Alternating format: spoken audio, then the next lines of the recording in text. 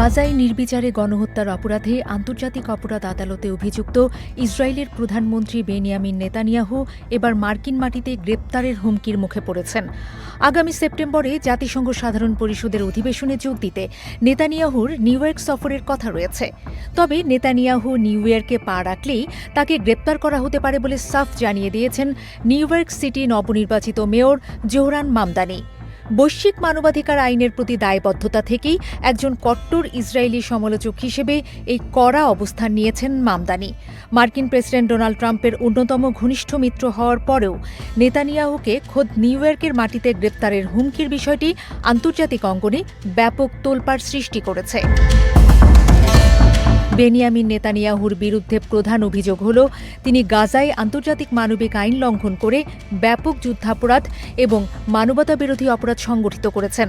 এই অপরাধে 2024 সালে নেতানিয়াহু সহ একাধিক শীর্ষ ইসরায়েলি নেতার বিরুদ্ধে আনুষ্ঠানিক গ্রেপ্তারি পরোয়ানা জারি করে আন্তর্জাতিক অপরাধ আদালত আইসিসি। তাই নেতানিয়াহুর মতো একজন চিহ্নিত যুদ্ধ অপরাধের প্রকৃত স্থান নেদারল্যান্ডসের আন্তর্জাতিক আদালতে হওয়া উচিত বলে মন্তব্য করেন নিউ ইয়র্কের মেয়র মামদানি। নিউ ইয়র্ক সিটির প্রথম মুসলিম ও দক্ষিণ এশীয় বংশোদ্ভূত মেয়র জোহরান মামদানি শুরু থেকেই ইসরায়েলের সরকারের নীতি ও গাজা অভিযানের কট্টর সমালোচক। নির্বাচনী প্রচারের সময়ও গাজার যুদ্ধ অপরাধীদের বিরুদ্ধে কঠোর পদক্ষেপ নেয়ার প্রতিশ্রুতি দিয়েছিলেন তিনি। নিউ ইয়র্ক টাইমসকে দেয়া এক সাক্ষাৎকারে মামদানি বলেন, আমি বিশ্বাস করি নেতানিয়াহুর স্থান দ্য হেগে। তিনি একজন যুদ্ধ অপরাধী, তার বিরুদ্ধে আন্তর্জাতিক অপরাধ আদালত অভিযোগ এনেছে। গত কয়েক বছরে তার কর্মকাণ্ডের পর অনেক মানুষই এর সঙ্গে একমত।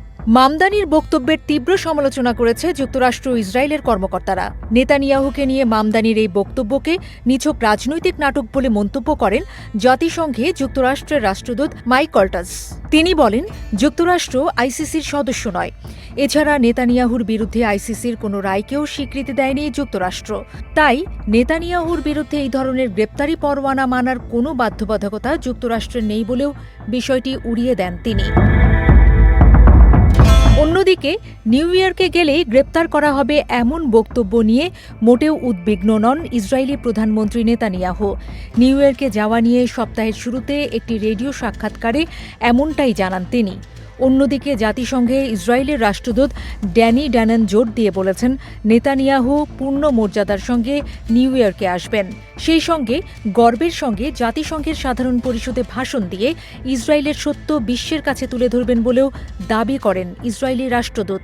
বিশেষজ্ঞরা বলছেন, আইসিসির পরোয়ানা ও নিউ ইয়র্ক মেয়রের এই অনড় অবস্থান আন্তর্জাতিক অঙ্গনে নেতানিয়াহুর উপর তীব্র নৈতিক চাপ সৃষ্টি করেছে।